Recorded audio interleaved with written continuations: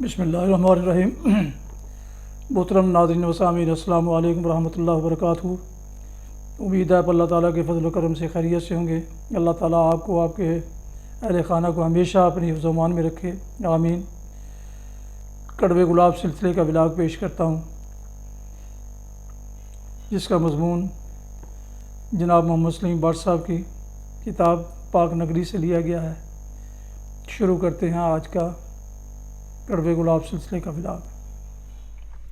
عنوان ہے اچھے نتائج کے لیے کھیلوں کی درجہ بندی ضروری ہے۔ سپورٹس کے حوالے سے جب میں ماضی میں جھانکتا ہوں تو اس دنیا کے تابناک ستاروں کا جھرمٹ آنکھوں کو چندھیا دیتا ہے۔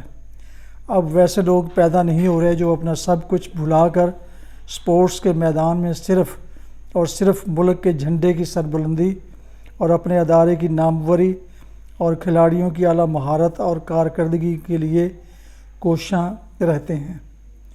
کیسے تھے یہ لوگ جو وہ ایسے کیوں سوچتے تھے، ایسا کیوں کرتے تھے؟ کیا وہ دیوانے تھے یا پھر اپنے مشن کو عبادت کا درجہ دیتے تھے، یا اپنے پیشے سے اندھی محبت کرتے تھے؟ کیوں سپورٹس میں ان کو پیغمبر مانتے تھے اور کیوں اس سے اتنی محبت کرتے تھے؟ کیوں ان کے احکامات کی تکمیل کر کے سخت محنت کرتے تھے اور یوں کامیابیوں کے انبار لگا دیتے تھے؟ آئیے آپ کی ملاقات خواجہ اسلم صاحب، ریلوے کے ریٹائرڈ سپورٹس آفیسر سے کرواتے ہیں، جو سپورٹس کی دنیا میں بے تاج بادشاہ تھے، جن کی زندگی کا جو بھی باب دیکھیں اور اس باب کا جو صفحہ پلٹیں، ہر سطر یہ کہے گی یہ تاریخ ساز شخصیت ہے، اور مستقبل کا کوئی مورخ سپورٹس کی تاریخ میں اسے معدوم نہیں کرے گا۔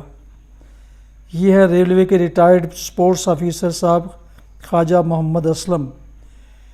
یہ شخص نعت گو ہے، یہ شاعر ہے، مقرر ہے، کرکٹر ہے، وہ ہاکی پلیئر تھا، وہ فٹ بالر تھا، وہ ایتھلیٹ تھا، وہ ٹینس پلیئر اور سائیکلسٹ بھی تھا، وہ صحافی ہے، وہ مصنف ہے،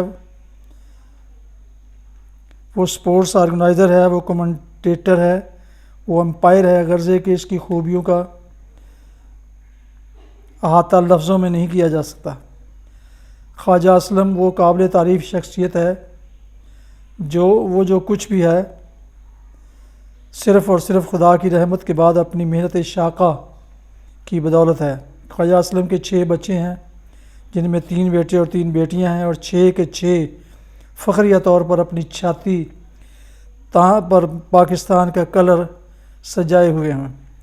خواجہ صاحب کی فیملی میں شاید ان کی بیگم ہی اکیلی ایسی فرد ہے جن کے پاس پاکستانی کلر نہیں ہے، اور یہ اعزاز پاکستان میں کسی اور خاندان کے حصے میں نہیں ہے۔ خواجہ اسلم امرتسر میں پیدا ہوئے اور فرسٹ ڈویژن میں میٹرک پاس کرنے کے بعد ریلوے میں ملازم ہو گئے، اور 42 سال تک ناقابل فراموش خدمات کر کے 24 فروری 84 کو ریٹائر ہوئے۔ ایک سوال کے جواب میں انہوں نے کہا، میرا تو خیال تھا کہ میرے بچے بھی ایتھلیٹ بنے اور دوسری گیمیں کریں گے، لیکن لوگوں نے ان کو شاید سمجھایا کہ اپنے باپ کی پیروی نہ کرنا اور صرف ایک سپورٹس پر توجہ دیں۔ میرے تینوں لڑکے گورنمنٹ کالج میں پڑھے ہیں، جہاں وہ ڈبل کلر ہولڈر تھے، جن کی بنیاد پر ان تینوں کو رول آف آنرز ملے۔ اویس اور بلال جڑواں بھائی ہیں۔ میں نے اپنے بچوں کے نام کے ساتھ اسلم نہیں لگوایا۔ خواجہ محمد اویس، خواجہ محمد بلال اور خواجہ محمد جنید میرے بچے جب جونیئر ورلڈ کپ کھیلنے ملائیشیا گئے تو وہاں دونوں کو برونز میڈل ملے، تو ان کے ناموں سے ہی وہاں کے اخباروں نے لکھا کہ یہ لوگ اسلم کے کتنے سچے اور پیروکار ہیں۔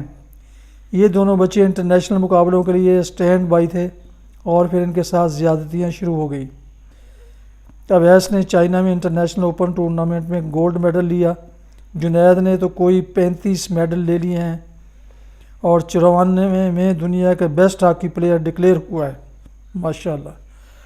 اس کے بعد وہ ورلڈ 11 میں اور پھر ایشین گیمز 11 میں سلیکٹ ہوا، اور اسے پرائڈ آف پرفارمنس بھی ملا۔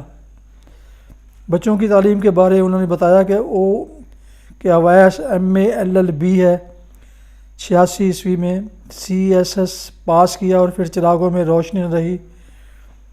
میری بیٹی پاکستانی کلر ہولڈر بھی ہے اور MBBS ڈاکٹر بھی۔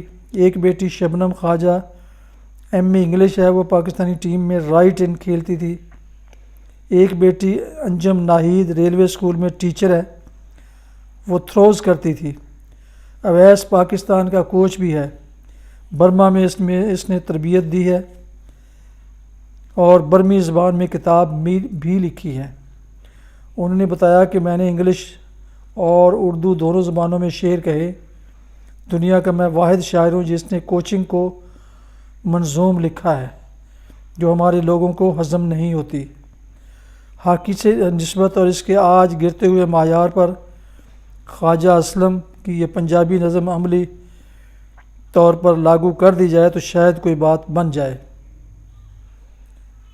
تیرا ہاکی نال ادوں ودے گا پیار بندیا، کھیڈ شروع جدوں کریں دل پاس دل رکھیں بندیا، گل یاد میری رکھیں اج آخری ہتھیار رکھیں ڈاج اج آخری ہتھیار بندیا، تیرا ہاکی نال ادوں ودے گا پیار بندیا، جدوں آئے گا تینوں ڈاج دا وہار بندیا، جدوں ڈی اتے جاویں ہاتھ روک نہ جائیں، جدوں ڈی اتے جائیں اکھ کھول دل رکھیں، ہاتھ روک نہ جا ورنہ پچھتائیں گا بار بار بندیا، تیرا ہاکی نال ادوں ودے گا پیار بندیا۔ ڈاج سجیوں دی ہاکی دشمناں دی پوے، بوتا کھبیوں ہی جائیں ودے گا پیار بندیا، تیرا ہاکی نال ادوں ودے گا پیار بندیا، جدوں آئے گا تینوں ڈاج بندیا۔ واہ! انہوں نے کہا کہ آئندہ 6 سال تک پاکستان کی ہاکی ٹھیک نہیں ہو سکتی۔ دنیا میں کوئی 12 کے قریب ٹیمیں ایسی ہیں جو تقریباً برابر ہو چکی ہیں۔ اب انڈیا پاکستان کی کوئی برتری نہیں رہی، اب جو خوش قسمت ہوتا ہے وہ جیت جاتا ہے۔ باقی ماندہ سپورٹس کے سلسلے میں عرض کروں گا کہ کچھ کلاسیفیکیشن درجہ بندی ہونی چاہیے۔ جب میں رائے دوں گا تو یہ کسی کی حمایت نہیں ہے نہ مخالفت ہے، ہمیں حقیقت کا احساس کرنا چاہیے۔ میں تو قومی نقطہ نظر سے بات کروں گا، اگر کوئی کوتاہیاں ہیں تو کیا ہیں اور وہ کس طرح ٹھیک ہو سکتی ہیں۔ تمام گیموں کو ہمیں ورلڈ لیول پر تیار نہیں کرنا چاہیے۔ جن گیموں میں ہم بہت پیچھے ہیں ان کو ہمیں قومی لیول تک رکھنا چاہیے اور اسے آگے نہیں لانا چاہیے اور ان پر وقت اور پیسہ برباد نہیں کرنا چاہیے۔ عرصہ دراز سے گیموں کی درجہ بندی پر زور دے رہا ہوں، یعنی اے کیٹیگری میں پاکستان کی کون سی گیمیں ہونی چاہیے، بی کیٹیگری میں کون سی اور سی کیٹیگری میں کون سی۔